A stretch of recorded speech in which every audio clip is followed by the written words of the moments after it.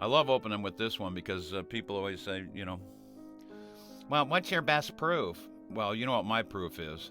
Just give me the definition of a sphere, which is a set of points when connected. A set of points when connected create constant curvature in all directions.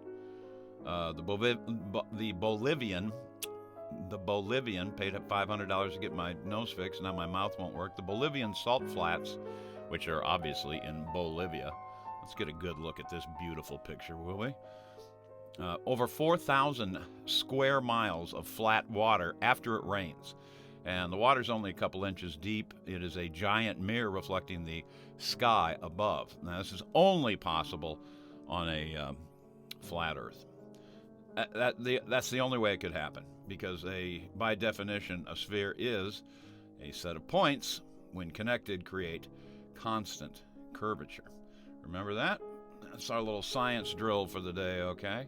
And I do love that. I mean, flat earthers love biblical cosmologists, whether you're from the goofy crowd of flat earthers or whether you're from the more authoritative, text-driven work of God biblical cosmology group. We both agree on the fact that any salt flats, but the Bolivian salt flats are one of the finest examples of proving God's static breadth realm.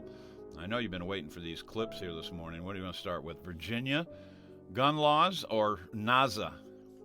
Well, since we're talking about the static breadth realm, let's start with NASA. Should we? Let's do just that. This is from A Lucy in the Sky. The overwhelming theme of this movie is space just feels so good. All of your answers are in outer space. And it was based on true events, too. And I'm old enough to remember the story about the female NASA astronaut who got jaded by an adulterous boyfriend, a lover that she took on, away from her institution of marriage. And they were two renegade astronauts, and they were both going to space together. And apparently she had already been in outer space once, and she wanted to go back so bad, but she had no moral standard, of course. And Natalie Portman plays the role, and John Hamm is the handsome, tall, uncommitted ladies' man astronaut from NASA. It's a mess. The whole movie is a big fat mess. But the overwhelming message for those with eyes to see and ears to hear is space is so good and God isn't real. Let's play the clip, shall we? Don't trust it. That feeling is not real. I love you. I love you too, sure. Can you tell me one thing that is different about the world? Because you and I have a feeling. Everything's different. To you, in your head. Sunrise at a different time, weather patterns shifted. It's cortisol, oxytocin, dopamine, it's a trick. It's like believing in God. What's happening right now? Like believing in God, it's not real. To space. And you saw the vast, celestial everything, and it blew your fucking mind. Sorry about that. So now nothing makes sense anymore. But good old brain doesn't know you're having an existential crisis. Brain just knows the fucking fuck. It feels good.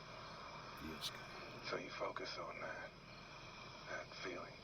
That feeling. Focus on that feeling. Because it seems real. Well, that's cold. That's cold, she says. Like, that's hard truth, man. All right, old boy, I'll see you on the other side. That's right. The American flag and a bottle of beer. And once again, the man is portrayed as a nasty, evil, can't get a hold of his pants. No. I want to feel the feeling. And she wants the feeling again. Of course she does. All women want the feeling again, don't they? All right, so that's ridiculous. That ridiculous nonsense from NASA. The movie is called Lucy in the Sky, and it's based on true events of two astronauts who don't get to go to outer space, and one gets to go to jail. The, the interesting point of the true story of that was this woman put boxes of Depend diapers in her car, so she couldn't even take time to get from where she was coming from down to Florida, where the John Hamm character was, and she couldn't even take time out to, evacuate herself before he ejaculated himself.